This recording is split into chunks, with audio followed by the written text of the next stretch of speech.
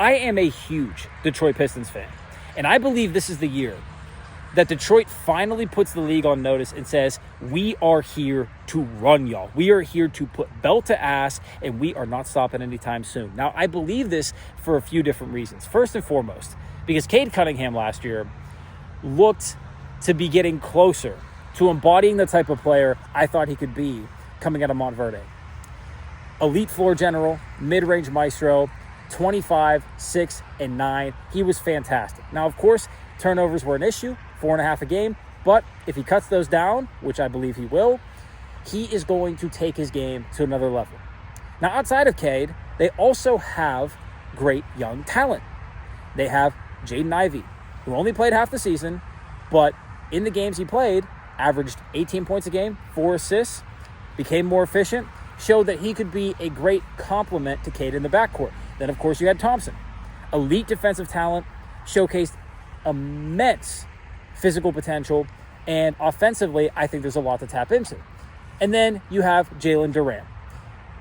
I believe we know who he's going to be, but who he is another great compliment to this team. Athletic, gets up and down the floor, defends well, rebounds, and might just have a little bit more room to grow.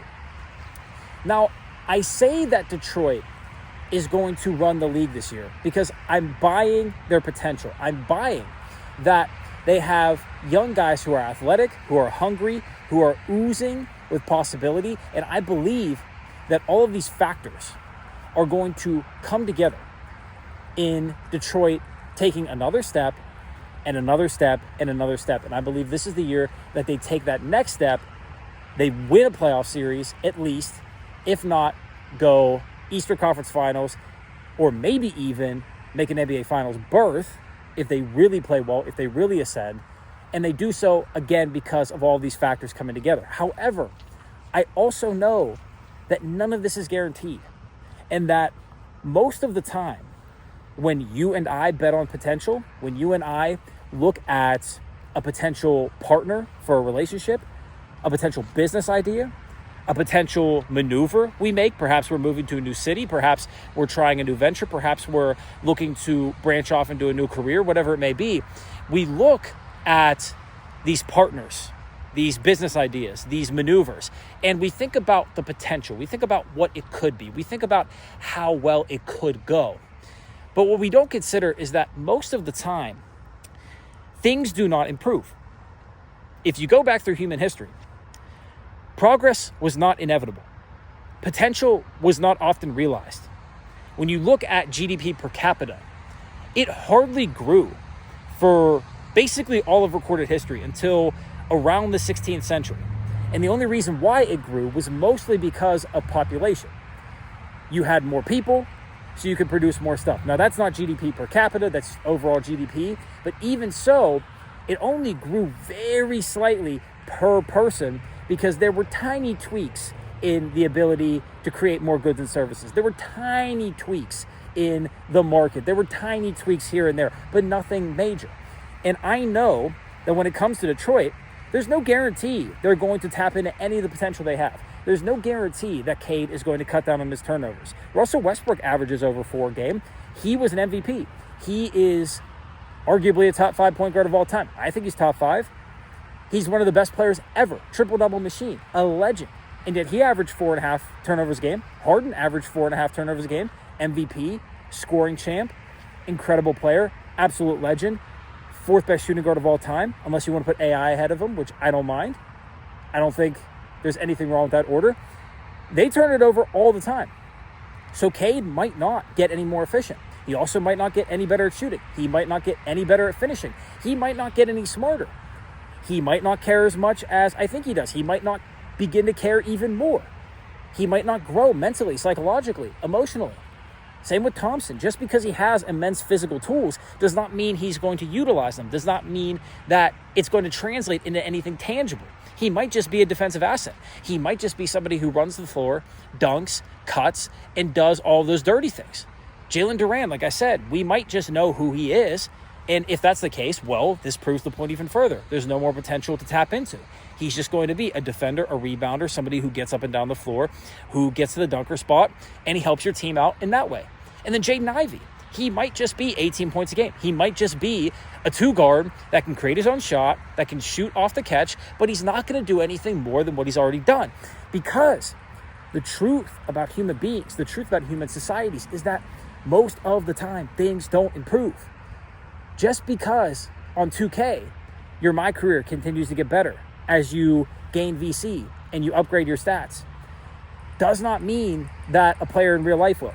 Just because you simulate into the future on a Madden franchise or a 2K franchise and you see players continue to improve and you see the stats go up and you see XYZ, that does not mean in real life that is what's going to happen, because most of the time it doesn't. Most of the time people don't improve. Most of the time people do not capitalize on their potential. Most of the time what people have within them, their latent possibility, it never gets tapped into because it's very difficult.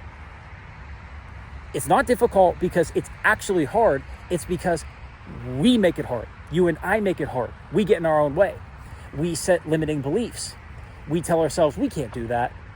We can't start that business. We're not going to make any money. We can't move to that city because it's scary, because maybe we go broke. Maybe we don't make any friends. Maybe it's too hard, whatever.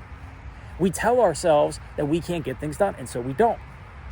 But then there's the other side where we believe we can get things done. We believe we can start a new venture. We can make money. We believe we can move to that city, but we fail to address the real underlying issues that are holding us back. We fail to look beneath the hood, and not just beneath the hood, but all the way under to the very core of what is preventing us from getting where we want to go, becoming who we want to become, and we don't address those things. We always try to put lipstick on the pig. We try to dress up a lizard in some fancy costume when he's still got scaly skin. We don't address the fundamental issue. And until we address those fundamental issues, we never get anywhere. We keep banging our heads against the wall and we wonder why nothing is changing. But we take pleasure in grinding away,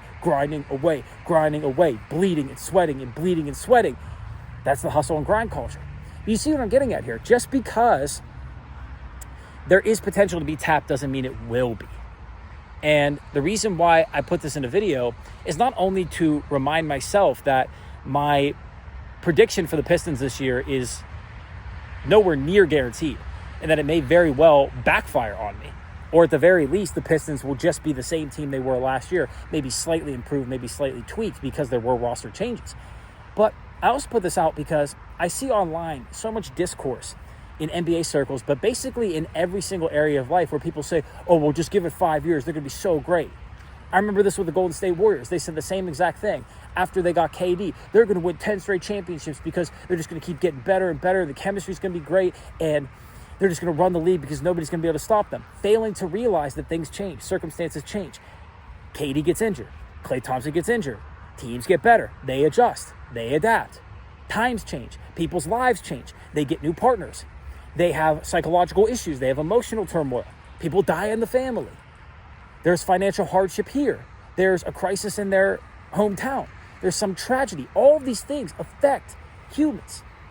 And that is what's so beautiful about human life, is because nothing exists in a vacuum and nothing can be simulated, because you don't have all of the possible factors that can influence someone over the course of time. You can only make predictions, and those predictions are based on data, but you have to understand that they're fallible predictions because you can't see the generator of history, as Nassim Taleb talks about in all of his books. You don't see the generator of history, and therefore you don't know how the simulation is going to go. You can't predict it with 100% accuracy.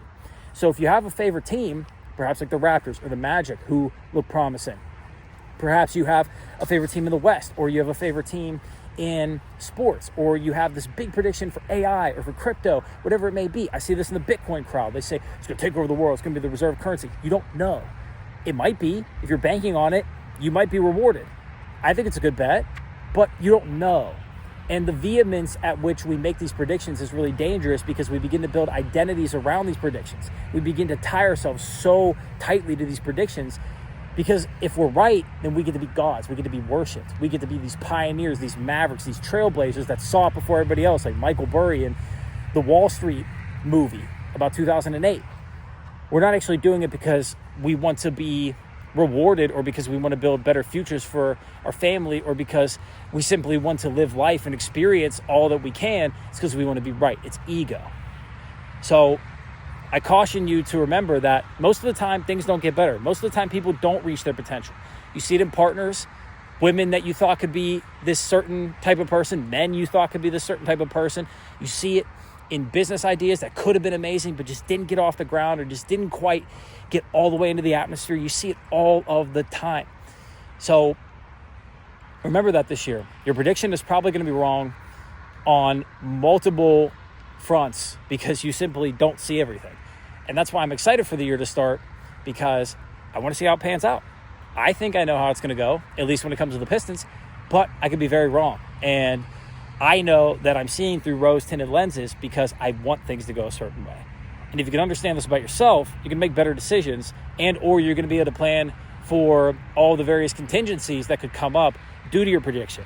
So that even if you're wrong, even if your best case scenario doesn't pan out, you're still not going to get caught swimming with no pants.